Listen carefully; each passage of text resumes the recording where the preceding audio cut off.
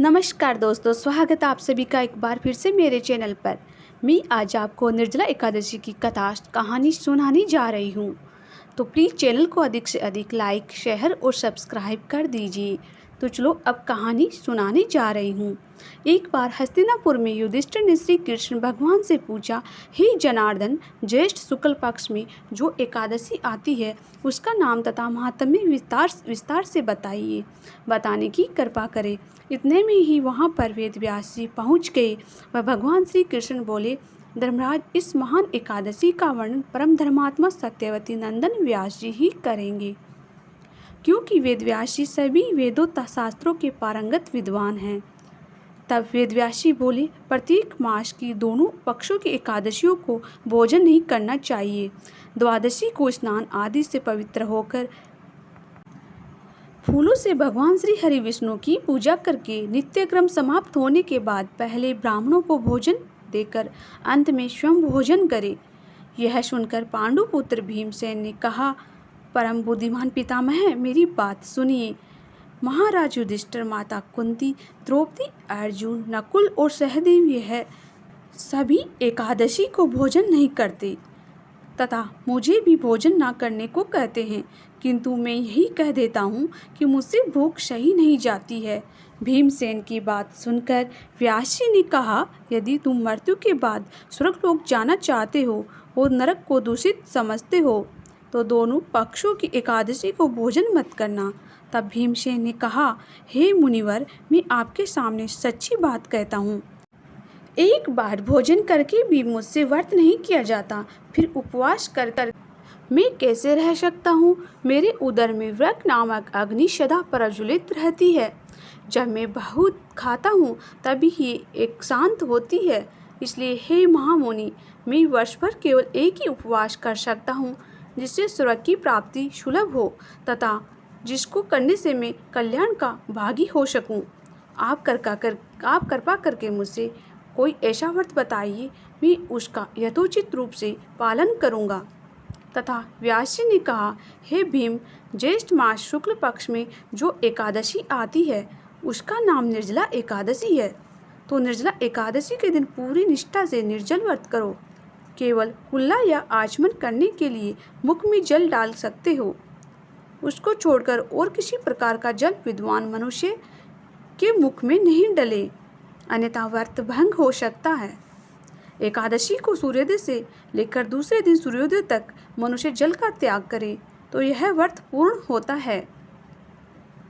फिर अगले दिन द्वादशी को निर्मल प्रभात काल में स्नान करके ब्राह्मणों तथा जरूरतमंदों को यथाशक्ति दान करो। यह सब कार्य पूरा करके भोजन करो। वर्ष भर में जितनी एकादशियाँ होती है उन सभी का फल निर्जला एकादशी के सेवन से मनुष्य प्राप्त कर लेता है, इसमें कोई संदेह नहीं है।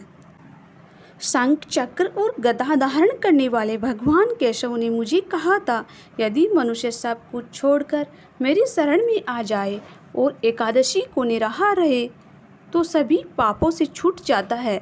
एकादशी व्रत करने वाले मनुष्य के पास विशालकाय, विकराल आकृति और काली रंग वाली दंड तथा 5 धारी भयंकर यमदूत नहीं आते। अंतकाल में पीताम्बरधारी सौम्य स्वभाव वाले, हाथ में सुदर्शन चक्र धारण किए हुए और मन के समान गति से चलने वाले भगवान विष्णु के पार्षद आकर उस मनुष्य को भगवान विष्णु के सामने ले जाते हैं। अतः निर्जला एकादशी को पूरी श्रद्धापूर्वक उपवास करना चाहिए। तुम भी निर्जला एकादशी के दिन सभी पापों की शांति के लिए पूरी श्रद्धा के साथ उपवास और श्री हरि भगवान का पूजन करो। स्त्री हो या पुरुष, यदि उसमें बड़े से बड़ा पाप भी किया हो तो वह एकादशी के प्रभाव से भस्म हो जाता है। जो मनुष्य उस दिन जल के नियम का पालन करता है वह पुण्य का भागी होता है।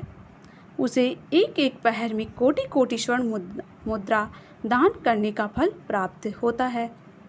मनुष्य निर्जला एकादशी के दिन स्नान, दान, जप और ओम आदि जो कुछ भी करता है वह सब अक्षय होता है। यह स्वयं भगवान श्री हरि का कथन है। निर्जला एकादशी के दिन विधिपूर्वक उत्तम रीति से उपवास करके मनुष्य वैष्णव पंथ को प्राप्त कर लेता है। वह ब्रह्म हत्या, शराबी, चोर तथा गुरुद्रोही होने पर भी सब पापों से मुक्त हो जाता है। हे कुंती नंदन, निर्जला एकादशी के दिन श्रद्धालु स्त्री पुरुषों के लिए जो विशेष दान और कर्तव्य है उसे सुनो। उस दिन भगवान विष्णु का पूजन और गाय का दान करना चाहिए। अपनी श्रद्धा के अनुसार प्राप्त दक्षिणा और भांति भांति के मिष्टानों द्वारा यत्नपूर्वक ब्राह्मणों को संतुष्ट करना चाहिए। ऐसा करने से ब्राह्मण अवश्य संतुष्ट होते हैं और उनके संतुष्ट होने पर श्री हरि मोक्ष प्रदान करते हैं। जो मनुष्य श्याम दाम दान से प्रवृत्त होकर श्री हरि भगवान की पूजा और रात्रि जागरण करते हुए इस निर्जला एकादशी का व्रत करते हैं, वह अपने साथ ही बीती हुई 100 पीढ़ियों को और आने वाली 100 पीढ़ियों को भगवान श्री वासुदेव के परम धाम में पहुंचा देते हैं। निर्जला एकादशी के दिन अन्न, वस्त्र, गो, जल, शैया, सुंदर आसन, कमंडलू तथा छाता दान करना चाहिए। जो मनुष्य जूते दान करता है वह सोने के विमान पर बैठकर स्वर्गलोक में प्रतिष्ठित होता है। जो मनुष्य इस एकादशी की महिमा को भक्ति पूर्वक सुनते हैं तथा सुनाते हैं वह स्वर्गलोक को प्राप्त होते हैं।